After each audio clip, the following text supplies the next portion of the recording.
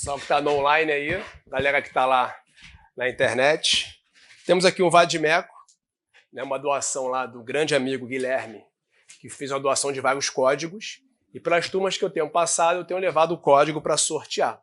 E aqui no curso para passar não vai ser diferente, tá? O código vai te ajudar. Tem um planner no final, que ele monta para você um programa de estudo, é um livrinho, né? Cada dia você anota a matéria que você está estudando, para você se organizar, e tem as atualizações. Então vai ser bênção na vida de vocês, eu não tenho nenhuma dúvida em relação a isso. Aí a gente passou uma listagem com 33 aí números. Aí eu vou pedir a alguém lá de fora, se alguém puder escolher um número, né? Acho que melhor, mais democrático, né?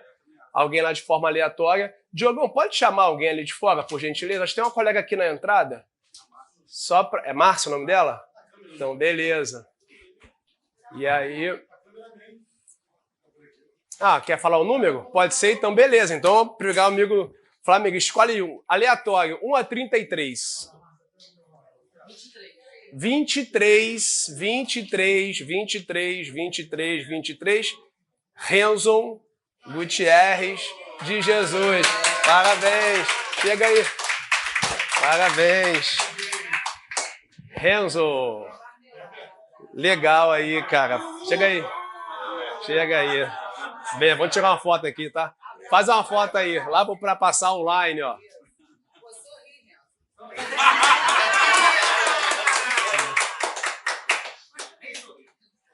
Foi? Duas. Irmão, sucesso, tá? Valeu. Tamo junto aí. Querida, muito obrigado. Depois passa pro Lincoln, tá? Que ele pediu aí. Valeu.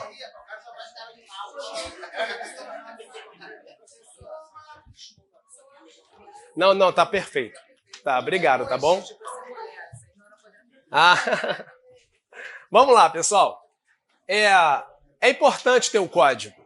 Então, assim, se você está aqui estudando para um concurso e aí quer comprar código, né? Eu acho importante. A gente já está agora na... Normalmente vem aí esse mês de Black Friday, né? Os códigos ficam bem baratinho no final do ano.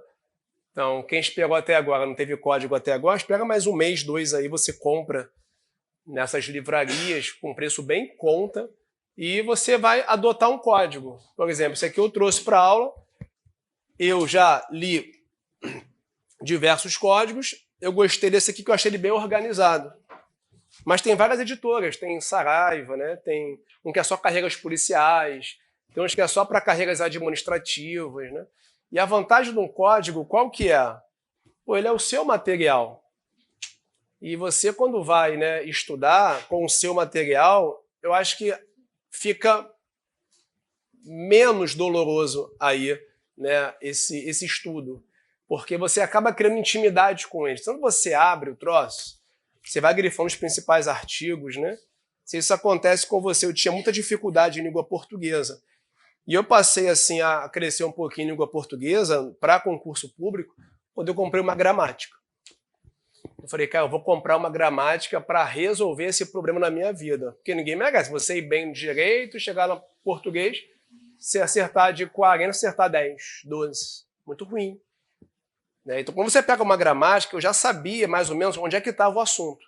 Vou ler, sei lá, verbos. Já sabia mais ou menos qual a página que estava. Os pronomes, as conjunções, os adjetivos, né? Toda aquela parte de morfologia, depois é para a sintaxe. E assim, eu sugiro aí, recomendo, quem não tem código, adotar um, para você marcar mesmo, botar ali, né, grifar os principais textos ali, principalmente da Constituição Federal. E aí, pessoal, deixei para vocês aí 12 questões. Vocês conseguiram fazer? Sim. Vamos aí começar com a questão número 1.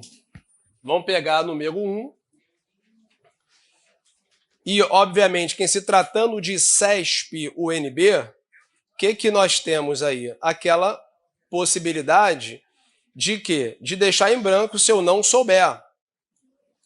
Isso acontece bastante aí, tá? Isso acontece em provas de certo ou errado. Quando eu não sei, eu pulo. Não é um concurso para chutar. Então, por exemplo, a número 1, vamos lá. CESP 2024. Ainda com relação ao direito constitucional, julgue o próximo item. Segundo a CF, a atuação municipal na educação deverá se dar prioritariamente no ensino fundamental e médio. Está errado. Qual é a ideia? O que ficou de competência para fins de educação em relação ao município? Né? O ensino básico, o ensino fundamental. Então, quando você vai estudar a questão da competência, em que pese esse assunto ser mais explorado lá da ordem social, que é o artigo 193 da Constituição. Você pegar a sua Constituição, ela tem 250 artigos. No 193, ela começa da ordem social. Aí já abre o tema lá falando de quê? Seguridade social, que pega 3 tópicos. Quais tópicos?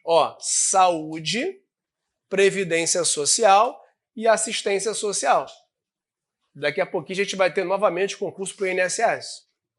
E o INSS, ele chama muitas pessoas. E é fundamental você estudar a Seguridade Social, porque cai para o INSS o tal do direito previdenciário. E aí, dentro dessa ordem social, você tem um tópico lá só para educação, para cultura, para o esporte.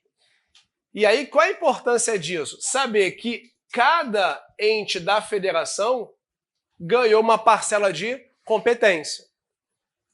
Por exemplo, a número 2, ainda em relação ao direito constitucional, julgue o próximo item. A organização político-administrativa da República Federativa do Brasil compreende a União, os estados, o Distrito Federal e os municípios, todos autônomos e soberanos, nos termos desta Constituição. Certo ou errado? Errado. Qual o erro aqui? Soberano. Então você começa, turma, dentro dessa ótica aqui, você vai partir de qual premissa? Presta atenção. Existe aqui um princípio da predominância do interesse. Candidato, o que significa ou em que consiste a predominância do interesse? Ora, significa dizer que cada ente que compõe a nossa federação vai cuidar de um interesse. E, obviamente, que dependendo do interesse, eu vou entregar para a União, ou vou entregar para os estados, ou vou entregar para os municípios. Não entendi, Barroso? Turma, a gente acabou de ler que a organização político-administrativa da República Federativa do Brasil compreende a própria União, os estados membros, que mais? O Distrito Federal e os municípios. Atualmente, nós temos no Brasil aproximadamente 5.520 municípios. Então tá, mas Barroso, não tinha mais? Tinha, porque às vezes extingue, cria-se outros. Eu posso criar município, sim ou não? Posso. O próprio artigo 18, vamos abrir? O próprio artigo 18 da Constituição Federal diz para você como que eu faço para criar um estado e criar também municípios. Pega aí comigo, artigo 18, parágrafo 2º da nossa Constituição. Vamos pegar o terceiro. Os estados podem incorporar-se entre si, subdividir-se ou desmembrar-se para se anexarem a outros, ou formarem novos estados ou territórios federais, mediante a aprovação da população diretamente interessada. Através de quê, pessoal? plebiscito e do Congresso Nacional por lei complementar. Barroso, e os municípios? Está aí no parágrafo 4º. A criação, a incorporação, a fusão e o desmembramento de municípios far-se-ão por quê? Lei, só acompanha, ó, lei estadual, dentro do período determinado por lei complementar federal e dependerão de consulta prévia mediante plebiscito às populações dos municípios envolvidos, após divulgação dos estudos de viabilidade municipal apresentados e publicados na forma da lei. Então, o artigo 18, de novo, para quem está canetando, ó, parágrafos 3º e 4º, né? Segundo, na verdade é o 3º e 4º, desculpa, tá? 3º e 4º. 3º vai falar dos estados e o 4º vai falar dos municípios. Como é que eu faço para desmembrar? Como é que eu faço para constituir? E essas entidades que aqui estão, conforme a questão número 2 que a gente está enfrentando aí, pelo artigo 18 caput, elas não têm o quê? Soberania. Essas entidades são dotadas de autonomia. Isso aí já é fato, você já está sabendo. E essa autonomia basicamente vai consistir em quê? O que é ter autonomia? Olha, eu tenho autonomia, hein? Se eu quiser, eu posso me levantar para minha casa agora. Tem essa liberdade. Você pode ficar. Você pode assistir a aula, de braços cruzados. Só ficar de ouvinte. Pode. Você pode, manifestar o pensamento. Você tem liberdade, você tem autonomia dentro dos limites legais. Eu não posso, por exemplo, usar aqui a minha liberdade de expressão para hostilizar você. Vou responder um processo. E você da mesma forma. Você não pode, por exemplo, expor o seu colega, expor o professor. Tudo tem o quê? Limites. A gente está vendo aí os debates para as prefeituras bem exacerbados. Inclusive, já tem candidatos sendo aí impedidos de disputar as eleições. Porque faz o quê? São Paulo, né? Porque está usando ali, abusando da liberdade que a lei nos confere. A liberdade não é o quê? Absoluta. Ela é relativa. Então, essa ideia que nós temos aqui, qual que é? Falar que o município tem autonomia é falar que o município tem suas leis. É falar que os estados têm suas leis. Mas pega aí, essa liberdade do estado é absoluta? Será que o município do Rio de Janeiro, senhores, pode, por meio do seu parlamento, criar uma lei municipal para dizer que as pessoas podem casar mais de uma vez sendo casadas? Estabelecer que, olha só, o homem agora, ou a mulher, pode ter mais de 2 maridos, ou o marido pode ter mais de 2 esposas, 3, igual alguns países, que pode ter até 9 esposas. Será que o município do Rio de Janeiro pode criar uma lei e tratar desse assunto, dessa matéria? Não, porque a liberdade do município ela não é absoluta. E a lei, quando estabeleceu essa divisão de competência organizando o Estado, falou o que para a gente? Olha só, a competência para tratar de direito civil é da União. A União é que tem essa competência. Vamos ler o artigo 22 da Constituição Federal? Se você observar o artigo 22 fala o quê? Compete privativamente à União legislar sobre. Acharam aí? Inciso 1º, fala o quê? Opa, direito civil. Galera, o que é o direito civil? O código que mais tem artigos no Brasil é o Código Civil. Ele tem mais de 2.000 artigos. Se eu não estiver enganado, tem 2.046 artigos. Mas por que isso tudo? Porque ele começa antes do nosso nascimento, meu. Porra, o artigo 1º fala de nascituro. Fala, a lei põe a salvo Desde a concepção, o jurista tem que estudar a concepção. O cara que é do direito, a gente não é muito afeto à medicina, mas a gente é levado a estudar o que é, por exemplo, o endométrio. Por exemplo, o que é vida intrauterina para discutir a pílula do dia seguinte, que é o levonorgestrel. Por que será que o direito penal não penaliza a levonorgestrel, isto é, a pílula do dia seguinte? Porque o direito entende que só tem crime de aborto se houver a nidação. O que é a nidação? Né? Gameta masculino vai lá e implanta no endométrio, né? Aquela parede interna do colo do útero da mamãe. E ali ele faz como se ele fizesse um ninho, nidação. Enquanto ele não nidar, eu posso interromper o percurso do gameta masculino pela tal da pílula do dia seguinte, levonorgestrel. Né? Assim, não tem prazo na lei, mas normalmente. Normalmente. E aí, o direito civil trata disso? Trata. A gente tem hoje lei, galera, que só fala de células-tronco, pesquisas com células embrionárias.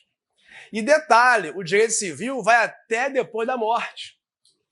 Porque ele vai falar no finalzinho de quê? De sucessões. Tá aí um bom exemplo, né, do saudoso Silvio Santos. Deixou saudade aí na TV brasileira, com críticas, todo mundo é criticado, isso aí ninguém é perfeito, mas ele mandou muito bem na questão do direito sucessório. Deixou testamento.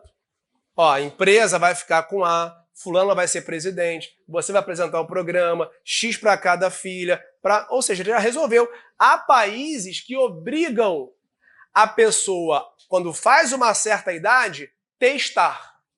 Você tem que testar, meu amigo. Por quê? Porque você evita vários problemas. Sim ou não? Não evita? Porra, meu irmão. Não, o que mais vai acontecer vai ser... Quem é que não quer fazer DNA com o Silvio Santos, pô? O que mais vai acontecer? E se tiver, vai fazer um confronto. Vou ser bem sincero, doutora, eu estou muito com o pé atrás com a internet hoje. Falam tanta coisa, não dá para se dar crédito. Pô, apareceu um rapaz igualzinho. Eu falei, pô, isso aí parece inteligência artificial. Idêntico ao Silvio Santos, um rapaz, né? Eu falei, cara, não dá pra... Aí você vai pesquisar, você não acha nada. Então, assim, hoje as redes sociais estão ali pra galera que gosta de acreditar naquelas coisas. Mas não acredito em tudo que vocês veem nas redes sociais, não. A regra geral tem 6 filhas reconhecidas, parece que teve um que faleceu, tem a viúva, ele testou e partiu dessa para uma melhor. A gente espera assim, né? E aí, turma, qual que é a ideia aqui? Por que esse assunto? Porque eu propus aqui para vocês se o município do Rio de Janeiro pode tratar de direito de família por meio de uma lei. A lei diz que é da União. Nós temos julgado, Diogo, recente no STF, desde ano 2024, do Supremo declarando lei inconstitucional de estado, se eu não estiver enganado, Mato Grosso, Espírito Santo, eu acho que foi Goiás. Depois eu até confirmo com vocês. Que deram porte de arma de fogo para defensor público e procurador de estado. Como se o Rio de Janeiro, exemplo, criasse uma lei e a Alerj aprovasse, dando porte de arma de fogo para seus procuradores. Ora, entraram com uma ação direta no Supremo, pediram para declarar essas leis inconstitucionais. O que o Supremo fez? Olha só, a lei é inconstitucional. Mas por que, Supremo? Porque tratar de material bélico, competência para falar de armas no Brasil, eu entreguei para o ente da federação, que é a União. E a União já tratou desse assunto? Já, pelo Estatuto do Desarmamento. A lei antiga é de 2003, tem 2 décadas. O Estatuto do Desarmamento. Quem vai enfrentar concurso de carreiras policiais, esse assunto sempre cai. Quem é que tem porte pelo cargo, o que é posse, o que é um tráfico de armas, como é que eu faço para obter uma posse de uma arma de fogo na minha casa. Então, quando o Supremo enfrentou essas leis, dizendo essa lei é inconstitucional, ele está pautando nesse tema aqui, ó, artigo 22, incisos, né, da nossa Constituição. Até aí, tudo bem? Tranquilo? Com base nisso,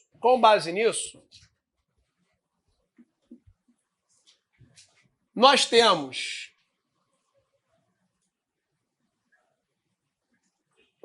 vedações.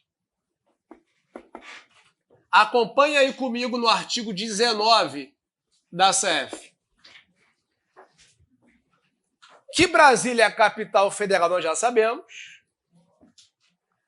O artigo 19 traz 3 incisos, se você observar. Ele fala que a União, os estados, os municípios e o Distrito Federal são vedados a eles. Por exemplo, turma, será que o governador do estado do Rio de Janeiro, Cláudio Castro, salvo o melhor juízo, acho que ele toca, ele é músico numa igreja católica, ele toca, né, se não me engano, canta também, né? Eu acho que é cristão católico, apostólico romano, posso estar equivocado, mas já vi ele cantando, juntamente com outros cantores. Será que ele poderia abrir uma igreja católica no Rio de Janeiro? Como governador? Não pode. Ah, mas ele quer abrir uma igreja no Rio de Janeiro. Não pode. Ah, não pode por quê?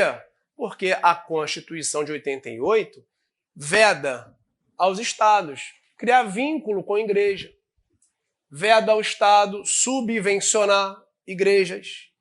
Por quê, Renato? Porque já houve há muitos anos uma cisão entre o Estado e a igreja. Existem estados democráticos, inclusive, que adotam como religião oficial diversas crenças. Diversas crenças. O Brasil não é assim. O nosso Estado, até prova em contrário, ele se diz o quê? O Estado laico. O que é um Estado laico? Laico. É aquele Estado que não tem religião. Ponto. Isso está certo? Falar que o Estado é laico é falar que o Estado não tem o quê? Uma religião oficial. Declarar. Por isso que o Pedro Lenza diz que o Brasil é um Estado não confessional. Por que ele é um Estado não confessional? Porque ele não confessa a sua religião. Ele não confessa, porque ele tem uma queda muito grande, segundo os livros, e é uma verdade isso, pelo catolicismo, tendo em vista a nossa história enquanto colônia de Portugal. Hã? É uma questão histórica. É Rafael, né? Rafael, perfeito. É uma questão histórica, porque Portugal ficou aqui muitos anos. É uma extensão, né? E se lá é católico, apostólico, romano, você abre a Constituição brasileira de 1824 dizendo que o Brasil é católico. E pegou até hoje. Pegou até hoje.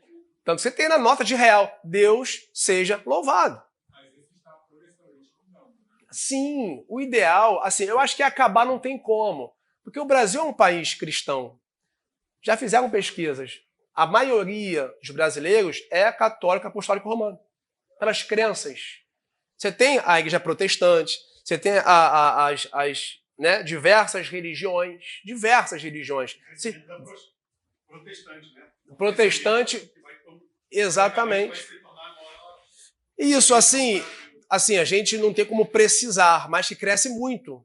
Cresce muito. Pô, hoje uma igreja tem poder para eleger um senador, um deputado. Não está errado, são grupos, galera. A gente tem aqui uma pluralidade de ideias. Pô, você tem hoje um país com a maioria de mulheres e uma mulher no Supremo. Que vergonha, pô. E o Lula nos promete na campanha para o Brasil que ia botar uma mulher. Porra, sai lá a ministra, porra, vai lá, tem uma desembargadora aí, se eu não me engano, é Cuiabá, no Centro-Oeste, que vai entrar no lugar dela, uma desembargadora negra. E aí, não, vou botar meu advogado. Porra, caraca, o que você vai romper? Calma, vai aposentar o Lewandowski. Então agora vai, não, eu fiz uma promessa pro Flávio Dino, fiz uma promessa para ele. Pô, promessa para Flávio Dino, cara. O cara é ministro da Justiça. Ganha a mesma coisa do que ganha o ministro do Supremo, pô. Bota uma mulher pra você. O ideal seria ser meio a meio. Né? Vitalício. Vitalício. Sim, mas eu digo assim, a questão da ideologia. Pensou nele, não pensou no povo. Entendeu? Então, assim, isso quebra um pouquinho. Assim, a galera que depositou nele essa confiança, ele quebrou. Então ele perde com isso, tanto que a primeira-dama tenta levantar a bandeira, mas ele perdeu muito com isso. Teve uma boa oportunidade de indicar 2 mulheres para o Supremo. A gente teve lá no Supremo, galera, Ellen Grace. Que juíza foi Ellen Grace? Rosa Weber, Carmen Lúcia, mas precisa de mais. Que você tendo uma visão feminina na Suprema Corte, gente, a gente tem um parlamento com pouquíssimas mulheres. Pouquíssimas mulheres no Congresso Nacional. Isso denota o quê? Isso denota uma dificuldade de a gente olhar isso melhor, mas a tendência é isso ir aumentando ao longo do tempo. Então, o que a Constituição previu, que é o que me interessa aqui? Estado, você não pode criar relação com a igreja. Ah, tá, mas em nenhum caso? Não, eu vou abrir uma exceção. E o próprio 19, inciso 1º, trouxe uma exceção para a gente. Quando, vocês lembram aí, Robertão, galera aí mais antiga, que está estudando para o concurso, quando é que o Estado vai poder fazer uma parceria, uma aliança, chamar o pastor, chamar o padre ali para botar dinheiro? Perfeito, perfeito. O artigo 19, inciso 1º da Constituição, no final ele fala o quê? Ressalvada a colaboração de interesse público. Ressalvada a colaboração de interesse público. Vamos ler o artigo aí comigo. Como é que seria isso, por exemplo? Uma igreja lá perto de casa que trabalha com dependente de drogas. Perfeito. Isso. Ou seja, ter o interesse público em combater esse tipo de conduta? Tem. Então eu posso criar uma ONG, uma igreja, né, uma associação sem fins lucrativos e fazer parcerias com ela. Perfeito. É muito comum quando tem desastres ambientais, como aconteceu no Rio Grande do Sul. Né? Milhares de pessoas desabrigadas podem ficar aonde? Por exemplo, numa igreja, escolas.